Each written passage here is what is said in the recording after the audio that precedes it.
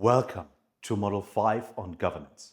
Up until now, we've looked at the technologies and the risks of digital public infrastructures, but technology never exists in a vacuum. It's always embedded in laws, institutions, and power structures. Governance is about who decides, who benefits, and who is held accountable if something goes wrong.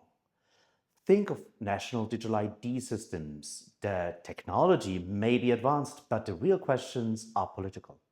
Who controls the data? Can citizens opt out of the digital ID system? What happens when private companies plug into the same system? In this module, we'll explore 3 core governance challenges. First, the right to identity, anonymity, and pseudonymity. Having a legal identity is commonly recognized as a human right and one of the Sustainable Development Goals. But what about the right to stay anonymous or to use a pseudonym? These rights are just as vital for journalists, activists, and anyone vulnerable to discrimination. Second, use case regulation.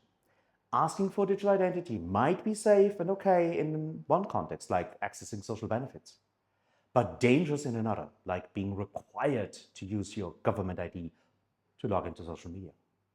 Governance means drawing these boundaries clearly and making sure they are respected and enforced. Third, interoperability and open source.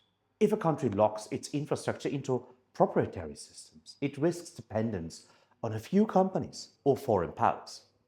Open standards and free and open source software can help ensure that digital infrastructures remain accountable to the people and open for public scrutiny. Across all these issues, governance comes down to trust.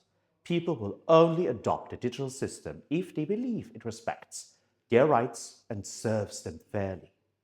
That requires clear laws, transparent oversight, and mechanisms for redress when things go wrong, because they always eventually do. As civil society, our role is to ask who holds the keys to these systems, who sets the limits for their use, and where are the safeguards if power is abused? Because in the end, governance is the difference between a digital infrastructure that empowers people and one that controls them. Let's dive in.